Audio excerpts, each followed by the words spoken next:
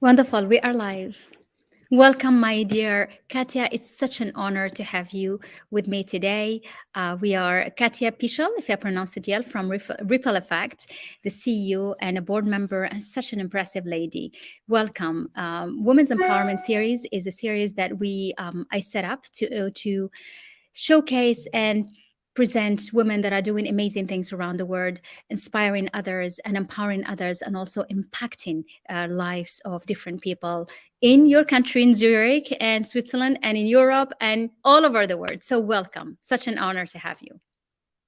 Thank you for having me. I really appreciate it. And I was so impressed when you reached out to me and we started connecting straight away that I thought we absolutely have to share it with your community. Exactly. That's how it all started. So we actually live streaming on LinkedIn, Facebook, and YouTube. So if you're joining us, let us know where you're connecting from. If you have any questions for Katja, for me, or just an inspiring thought, share it with us. We'd love to hear from you. If you're watching us on replay, #replay, and we can see how you're connecting with this beautiful conversation. So let's make it just a conversation. If you can just say a few words about you, Katja, and how it started and your beautiful work that you're doing in the Ripple Effect, your company that you founded.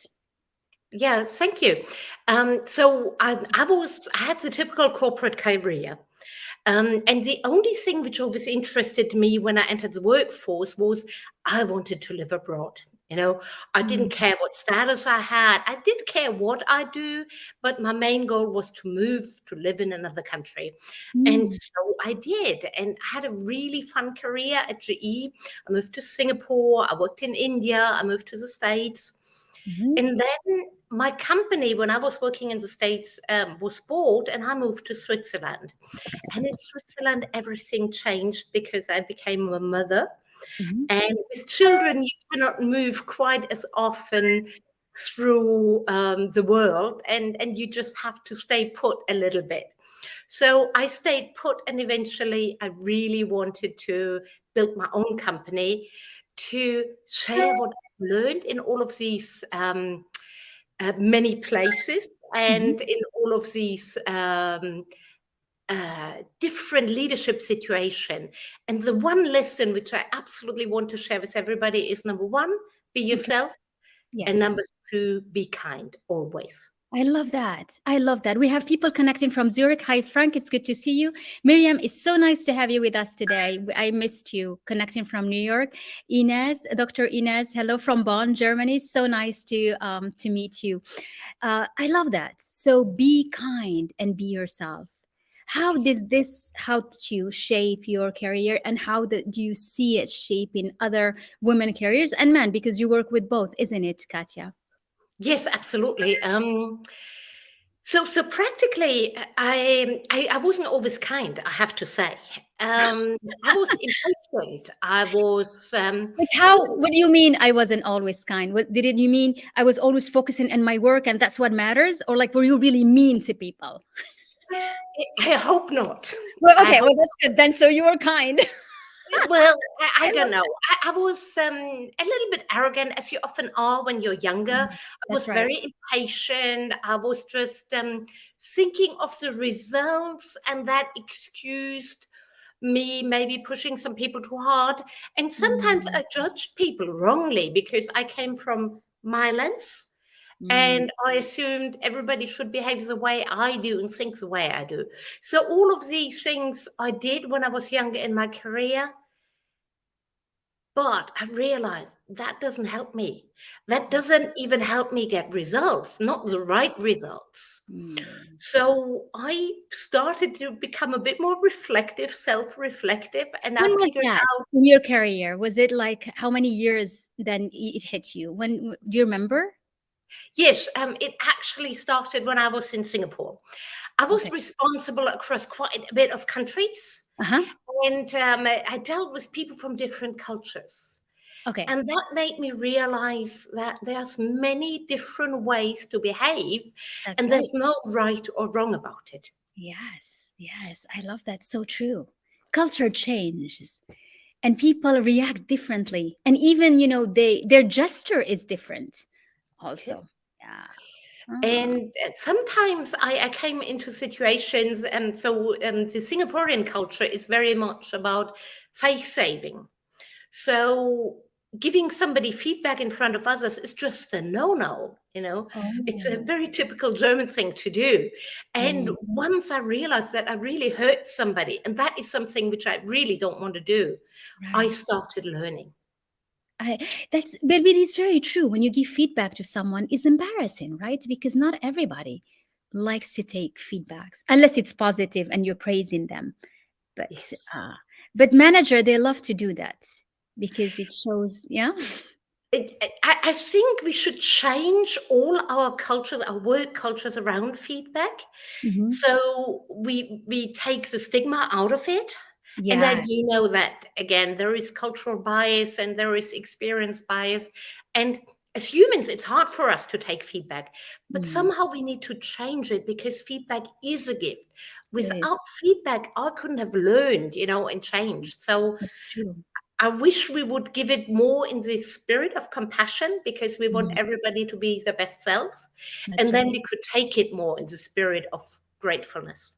I love that. We have more ladies joining. Hi, Khadija. It's good to see you with us. If you have any questions, please jump in. This is such a fascinating conversation because we are digging into that difference between being a manager and being a leader, right? Because you are adding the empathy part, the kindness part to your It's work. very good that you're making that distinction because, Okay. indeed, for me, leadership is about being a kind person. And that is a shift which we currently are seeing because in the old Mhm. times, the leader was the strong man, Yeah. the one Yeah. who gave direction. But we are One changing more. our Mm. understanding, and I'm glad that we do. That's so true. I have a question for you from Frank. Frank from Zurich. He said, "What do you mean by taking the stigma out of feedback? How do you do that?" Thank you, Thank Frank. And you. I have to say that Frank is a friend of mine, Oh, and I had a lot of interesting talks with him already about any of these philosophical topics, but about feedback particularly, um, because feedback hurts us. I mean, like it's an instinctive reaction. We feel threatened, actually, because as children, we already learn to please. Part of our survival mechanism.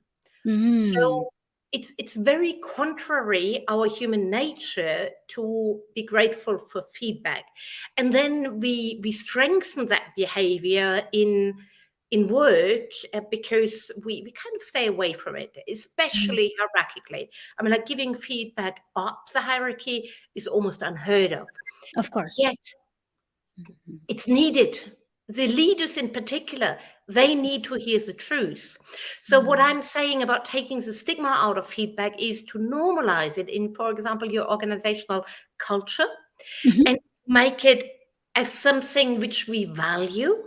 In the mm, beginning, it may just be lip service, but the more mhm. we practice, the more we accept it. And in particular, when it comes in the spirit of, I don't want to hurt you, I really want to help you. Yes. And I want you to create a better environment so that I can be more productive and I can really love going to work and produce things for you. Yeah. Yes. Mm. They introduced some of that in the HR evaluation, the 360 degrees and things like that, isn't it? Part of that. Yes, but unfortunately, they don't oftentimes don't do it in a good way. And Mm. people can game the system. So sometimes managers just pick those who they know are going to say nice things about them, Yeah. or sometimes they're trying to figure out who said that, etc. So before we actually introduce this 360, and 360 is very often anonymous. Yeah. Anonymous feedback doesn't create trust, doesn't create Mm. acceptance. So I'd rather start with direct feedback, and I'd Mm. help people train in the feedback, and I'd Mm. build safe spaces around it. Mm. Anonymous feedback to me is tricky. I know sometimes we have to have it, but it's not my preferred way. I love that. This is very, very useful because for managers, and you said there is a shift now to changing from the managerial approach to having them as leaders. So, as leaders, when you have the empathy, they want to know whether the people they work with feel good, feel that they are appreciated, that they are respected. So, the feedback is also a way to say, to listen when you ask them a question: how are you? How do you feel? That And you can see, yeah. that is very true. And Mm, of course, leaders have to role model it first. mm, So they have to be the ones to ask for feedback, and they mm, have to be the ones to react graciously to the feedback, that's even right. and especially when it's critical. And Mm. the more they role model it, the more they build the trust in the rest of their team, so others follow suit. Yes, I love that. That's amazing. Beautiful. This is good because there is such a trend now into adding the empathy and what they call soft skills, but soft skills in reality is being more human, right? That's what is a soft skill. You work a lot on that. How do you approach that within the ripple effect? Well, Mm. one of the main things, because you're very right, it is being human. So it's almost as if at work, or maybe already in school, we are unlearning how to be human. And a lot of the things we learn at home, like to be kind and to be helpful and to be respectful, somehow in the group environment and in pressurized environment, somehow it disappears. So one of the first things I do when I work with teams and leaders is I help them build safe spaces. I help Mm. them build the courage to try it out. And I'm there in the background to build them up again when it does hurt them, because it hurts you in the beginning, but it's something you can practice. And then it becomes so much easier to bear. How does it mean? What does it mean concretely? A safe space. So, in one situation, it was a major strategy shift, and the CEO was a bit puzzled why the people didn't jump on the new strategy. Uh-huh. And I realized that a lot of his senior managers didn't know exactly what the strategy meant for them, and they didn't trust Mm. exactly that they should speak up or whatever. So I built space between the C suite and the senior managers to talk about non work related things. I Wow, invited wow. senior managers, Mm. I interviewed them, I built buddy systems, I nudged them all the time to meet as often as possible within the workspace, yet not to talk just about the project or the goal or the delivery, but talk about themselves and build relationships. I love that because that's stepping into the emotional side. So creating emotional bondage. Yes. Yeah. I find it completely underrated in the workspace, this time which we need to spend not sitting in front of the computer, not typing an email. There's this ridiculous focus on both FTE and time at work and not on results. But Mm. once you start focusing on results, you realize that one of the biggest factor in producing results is actually the relationship between the people and the belonging they feel. And That's right. then you finally give the time on that, and not just the time on meetings and reports and programming and what have you. So and relationship also feeds into the loyalty, how loyal people are to the workplace. That is exactly right. And not just will they stay longer when they feel like that, they Mm. will help you be better. One of the worst situations is when an employee knows how to do it better, but they are silent either because they're afraid or because they don't care. You Yes. should want to hear their ideas, but you Mm. need to build the environment so they actually share them. Yeah, this is a very important point what you said about they don't care. They're just work. It's 9 to 5. They get paid, and they don't care. So the challenge is to get them to care, and it's not even about money, isn't it? It's actually the other way around. I think naturally we all want to care. Mm, Naturally, we really go into a job and want to care about the company, the manager, our team, and what we're doing. Because, yes, we work for money, but we want our time to matter. mm, Unfortunately, in some environments, people do the opposite. They make us not care. And they just need to stop making us not care. yes, so true. Yeah. What are the type of things that some people do, for example, to make others not care? Comes to your mind? Well, a big thing is what you already said, Yeah. listening. You know, Yeah. Yeah.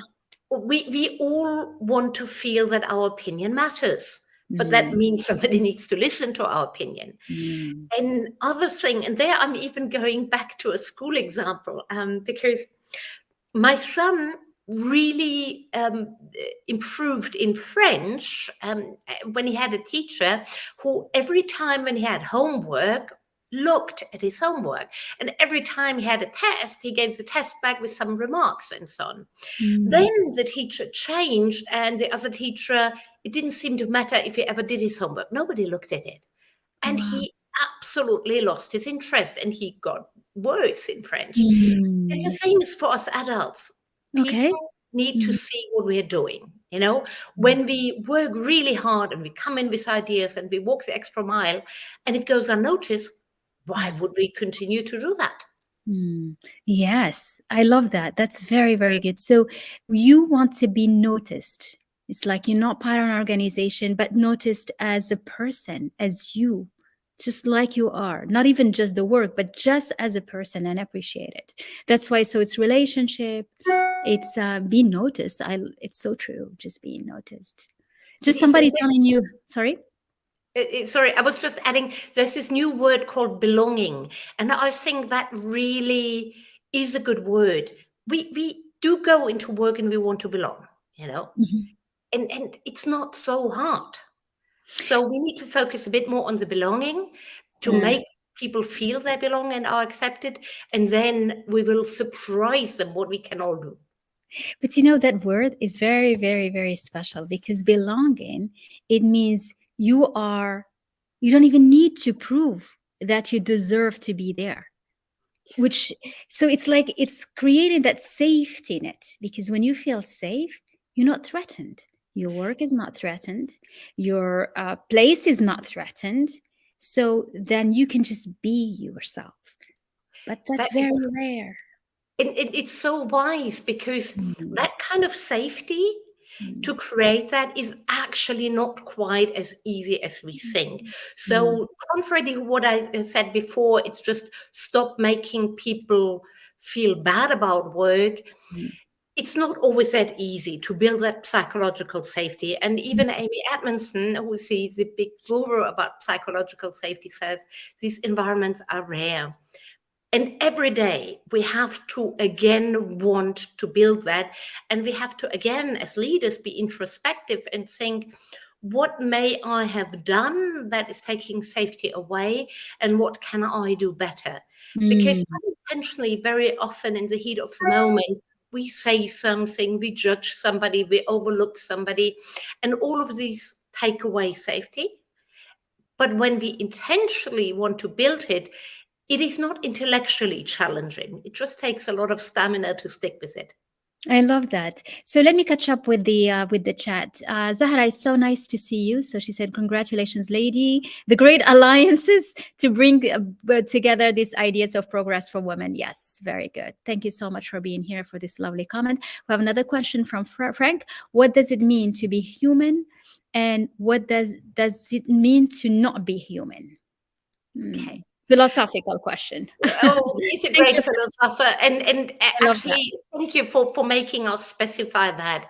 So, of course, we are human, even if we behave in a bad way. So, what I mean to be human is to remember that our humanity connects us. We are all, in the end, more similar than we are apart or we are different. And every one of us deserves respect just for that humanity. We Mm. sometimes think, oh, that boss, that toxic manager or whatever, or we think that corporate, whatever, narcissist and so on. And very often it does start with ourselves to stop villainizing other people and at Mm. least give them the respect they deserve as a human person. That's And right. that may already reduce the conflict. That's true. Yes, often. And you are by saying that, you're also touching on, the energetics and vibration and the inner mindset, because the way you think about the outside, that's what you get from the outside. So when you start really appreciating what there is being done for you, the feedbacks, all the work, then you start appreciating the person, and it changes, and the person changes. That's the funny part. Even the person will change towards you. It's Yeah. very true. And then we are not human, but we dehumanize others often. And that is something which each and every one of us can stop straight away. Mm. Talking bad about people, generalizing. If we just look at the person, and then if we are sure, because we are all humans, that we can find a solution with the other person, if you just try hard enough, we are Mm. doing at least our part in creating a healthier workspace or in Mm. creating a healthier society. We are, and I think you're such a beautifully placed, and with all your experience and your wealth and your knowledge, by working different cultures, you have it in you to really intuitively understand and try to see what is meant by someone's, attitude or her way they look at you, and that's not given to everyone, isn't it? So first of all, I'm still learning. Yeah.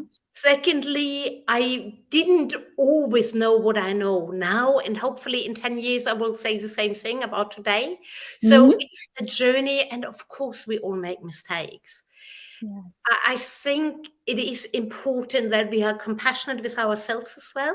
We will Yes. make mistakes, we Yes. will judge other people, we will behave in a way that is not perfect, Mm.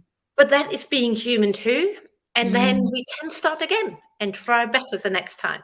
I love it, Katja, what you just said. You need to be compassionate with yourself, because we are too hard on ourselves often. Mainly when you are, high level leader in corporate C levels and aspiring to more, we are very tough on ourselves. Yeah. But why is this, do you think? Is it the drive to success? Is it the drive to recognition? Why are we so hard? To some extent, we could even say it's a certain amount of egotism or narcissism, because we are the center of our universe. And we know ourselves better, and we look at ourselves more closely. So if we are judging ourselves to a higher standard or more harshly, there's a certain amount of vanity in there. Why do I expect myself to be better than others?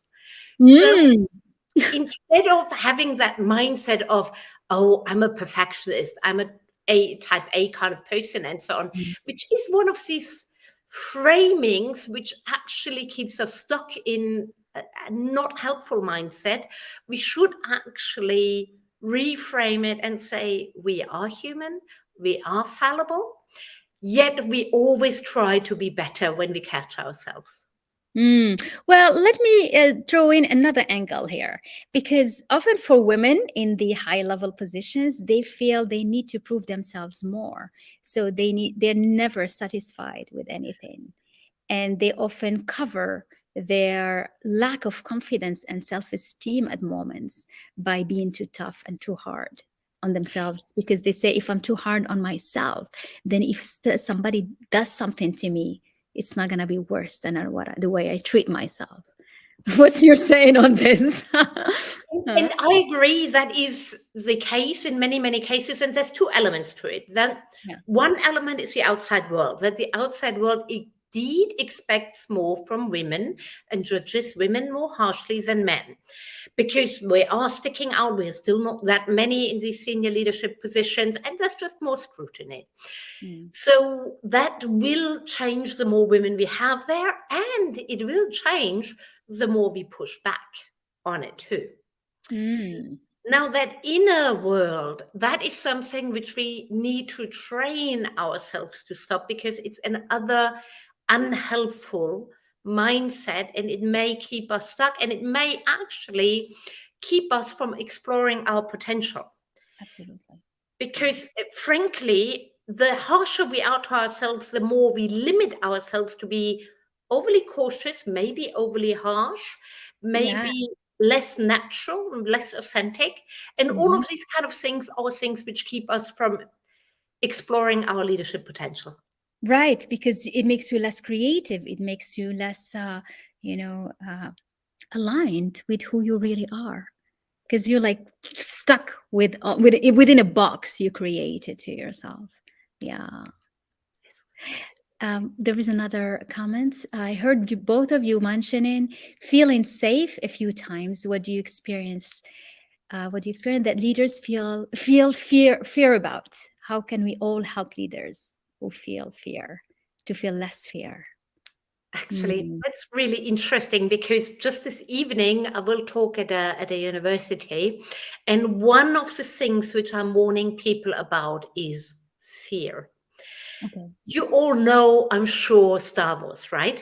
Mm-hmm. There's this iconic picture of the little Anakin, this beautiful, gifted child with the shadow of Darth Vader behind him. And the potential of becoming bad is in all of us. Right. And fear is what is getting us down on that path. It's Mm. Master Yoda who actually tells Anakin that fear is the path to the dark side. And it is really true. Fear is almost the opposite of love. If we're talking, love is this positive energy which gives us all the power and creativity. Fear is what is keeping us from love Right. and is limiting us in so many ways. When we have the lens of fear, we see the worst in other people too. And that Mm. means we can't collaborate and build relationships. So what we can do with other leaders, we can be kind to them. We can talk with them. We can help them explore their strengths and potential. So, and we can tell them, if we're working for a leader, we can tell them we have their back. Actually, Yes. that's one thing which we way too little say. Our leaders have fear too, and we working for them can tell them, you're good, and I have your back, and No matter continue what. on this path. Yes, I love that. This is so important, because every leader needs to have the courage every day. And why do they need to have the courage? Because they need to be able to overcome the fear. Fear is always there. If you're a leader, that means you are paving the way to something new, something incredible, maybe even impossible. That's how you lead. So there is fear because you're not sure it's going to work. And the courage never comes from inside. It comes from an outside source that could reassure you that we'll still be there. We're still going to appreciate you. We're still going to love you. It comes down to love, really, love and caring. And I And love how you put it, because when you have people around you saying, we're there, we're behind you, we're going to be there no matter what, just go on. So beautifully said. Very And nice, Katja. just to add on that, I do think that originally we need the outside to help us build the courage. However, that is exactly where we should aspire to go, to leave fear behind. And one way, oh, thank you, Debbie. And one way to leave fear behind is just to love more, And I'm not talking about romantic love. I'm talking about the love for our teammates, our colleagues, our family, everybody around us. The more we love, the less fear we have. Yes, because you cannot have both of them together. I always say that, I mean, even made with my in my work with the women, it's like when you focus on things you are grateful for, things you love, things you express, an emotional feeling good about having them, there is no space for fear. They cannot coexist together. So more you fill yourself with the love of the things that you lost the appreciation for because you've been driving to go somewhere, and now then you let go, and it's a habit, it's not something you do, and that's what discipline is. It's discipline so that you can shift and get more love into inside you. I love this way. It's amazing. We're approaching things in such a similar way, different words, but it comes down finally to love, empathy, which how we started, isn't it, Katja? It is, and that's what connected us even via written words in LinkedIn. Yes. And look at us. This was the most high level and beautiful and elegant conversation. I loved every piece of it. You are a jewel, my dear Katja. So nice. Absolutely likewise. And thank you, Frank and Thank Debbie and you. Sarah, all And of you for Zahra giving and us all the this. ladies who joined us, Khadija, Inez, and Miriam, and others on Facebook. And I'm sure there will be others watching this replay. This conversation has been such a delight and so true and so timely. This is the time for a big shift, a new era where we need more leaders that embody love and empathy. And of course, excellence and good work, because we always need that. Yeah. But it comes together. It really comes together. When we Mm. are joyful, when we love our work, excellence will follow. Always. That's so true. Thank you, Debbie, for being with us. Thank you for your messages. Katja, it has been a delight. What would you like to say as a last word for? Well, maybe just as I started, be kind always, and the lovers will follow. I love that. I love you, Katja. You are such a delight to be with. Likewise, I really enjoyed it. Thank you for having me. Thank you. Thank you, everyone, for watching us. Thank you. Bye bye.